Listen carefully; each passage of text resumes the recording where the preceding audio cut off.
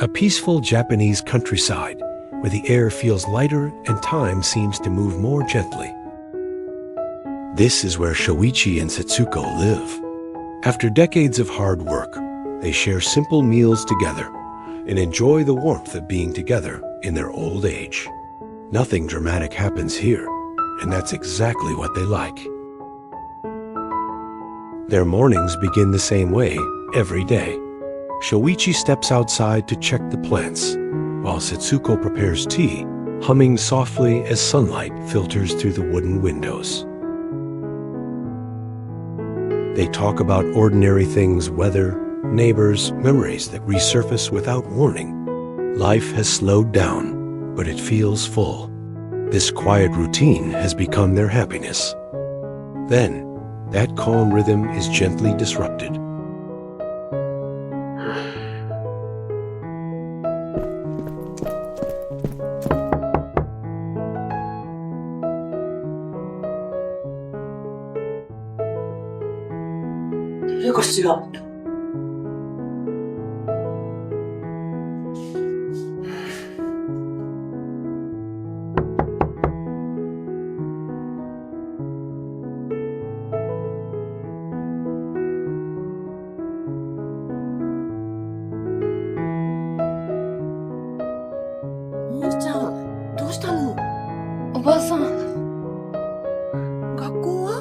A familiar figure appeared. At first, Satsuko isn't sure if her eyes are playing tricks on her. It's Mei, her granddaughter, standing right there, unexpectedly, without warning.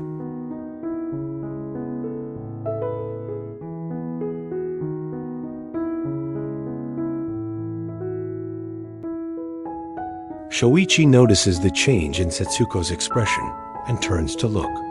For a brief moment, neither of them speaks. There's joy, of course, but it's mixed with surprise and concern. Mei wasn't supposed to be here. School was still in session. Her parents hadn't mentioned anything about a visit. Mei walks closer, offering a shy smile that carries more emotion than words ever could. She bows politely, as she always does, and greets them. Her voice is calm, but there's something beneath it, a quiet nervousness. Shoichi and Satsuko welcome her inside, offering water, asking gentle questions, trying not to let their worries show too clearly. As they sit together, the truth slowly comes out. Mei left the city without asking her parents' permission, not out of rebellion, not out of carelessness, but because she felt overwhelmed. School had been demanding. Expectations felt heavy. Days blurred together, and she found herself longing for a place that felt safe and familiar. In her heart, she believed that coming home, really home, would help her breathe again. She explains this carefully, choosing her words with respect. She doesn't make excuses. Instead, she speaks honestly about missing them, about missing the quiet mornings and the feeling of being understood without having to explain everything.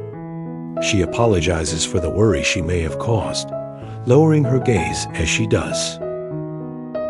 Shoichi listens closely, his expression thoughtful. Satsuko's concern doesn't disappear instantly, but it softens. What they see isn't a reckless child, but a young girl trying to navigate growing responsibilities and emotions she's still learning to understand. Mei's sincerity is clear, and that matters. They don't raise their voices. There's no anger in the room, only a gentle pause, a moment where everyone is adjusting to the situation. Shoichi reminds Mei, calmly and kindly, that communication is important, especially with her parents. Satsuko nods in agreement, adding that worry often comes from love.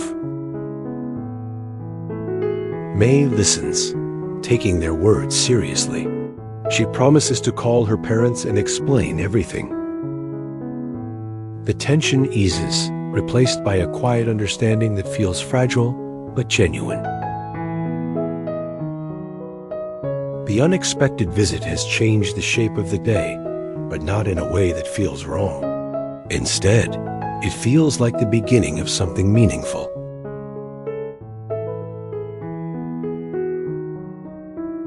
The next morning arrives quietly, just as it always does in the countryside. Soft light slips through the paper windows, and the sound of birds replaces any alarm clock. Mei wakes up slowly, momentarily forgetting where she is.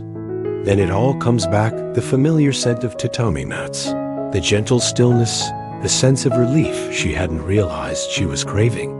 For the first time in weeks, her thoughts feel unhurried. Satsuko is already awake. She offers breakfast and asks simple things: how she slept, whether the air feels cooler than the city. These small questions carry no pressure, and Mei finds herself answering more openly than she usually does. Initially, Mei slowed her pace, observing how her grandparents worked, comfortably in the silence. The countryside seemed unchanged, but Mei felt different. A part of the burden she carried seemed to be lifted.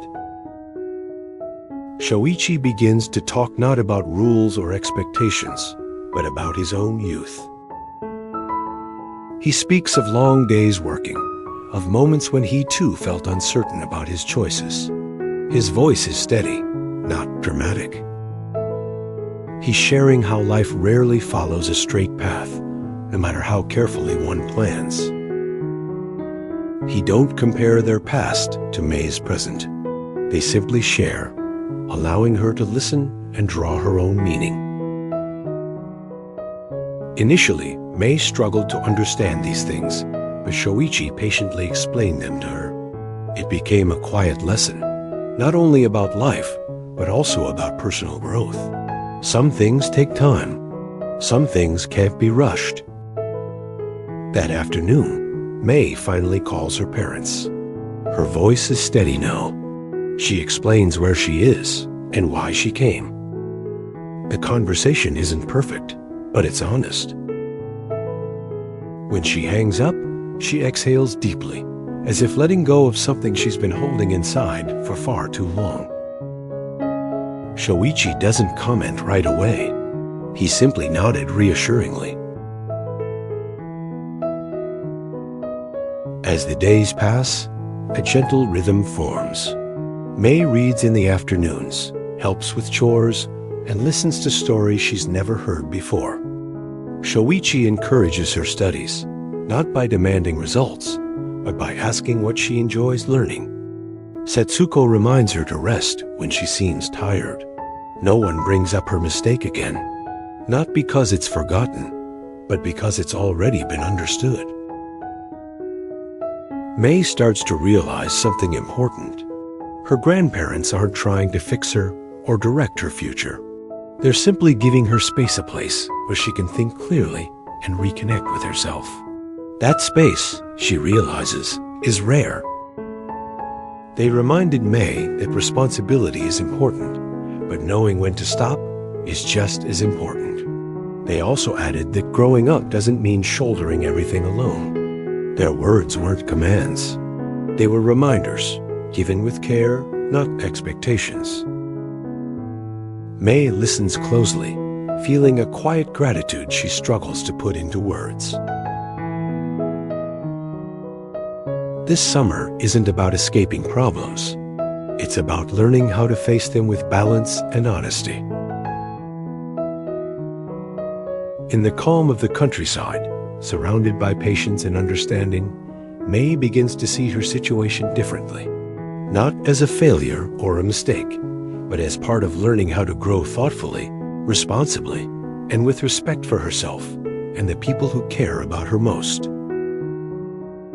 As the summer moves forward, something subtle begins to change, not just in Mei, but in Shoichi and Satsuko as well.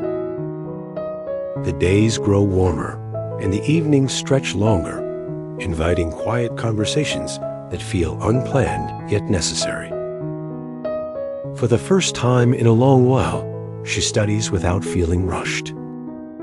Shoichi notices this and sits nearby, not to supervise, but simply to keep her company. He reads the newspaper, occasionally glancing up, offering a thoughtful comment or a gentle question. He never corrects her harshly. Instead, he asks how she understands a problem, guiding her to find clarity on her own. Mei realizes that learning feels different, here less about pressure, more about curiosity. Mei admitting that she feels torn between expectations and her own interests. Saying it out loud feels risky, but also freeing. Shoichi listens carefully before responding. He doesn't offer advice right away. Instead, he acknowledges that uncertainty is natural, especially at her age. He shares that even as an adult, he often had moments of doubt. What mattered, he says, was staying honest with oneself and with others. He adding that progress doesn't always look dramatic. Sometimes it's just learning to make better choices one step at a time. These conversations leave a quiet impression on Mei. She begins to understand that her grandparents aren't measuring her worth by achievements or mistakes. They care about her character, her well-being, and her ability to reflect. That realization eases a pressure she didn't know how to name. At the same time, Shoichi and Setsuko feel their own hearts shift. Mei's presence brings energy into the house, but it also reminds them of the responsibility that comes with being a steady influence. They don't want to shelter her from reality, but they want her to face it with confidence, not fear. As summer nears its end, Mei receives a message from her parents confirming her return date. This time, the conversation feels calmer, more balanced. She feels prepared, not because everything is resolved, but because she's learned how to approach challenges with clarity and respect. Shoichi saying how proud he is, not because Mei was perfect, but because she chose to be honest and responsible.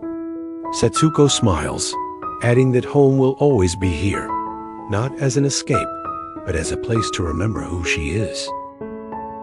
Mei absorbs their words quietly. This summer didn't change her life in a dramatic way. Instead, it gave her something far more lasting. This story reminds us that family is not just a place to return to, but a foundation that helps us grow responsibly and thoughtfully. When we choose honesty, communication, and balance, even small decisions can lead to meaningful change.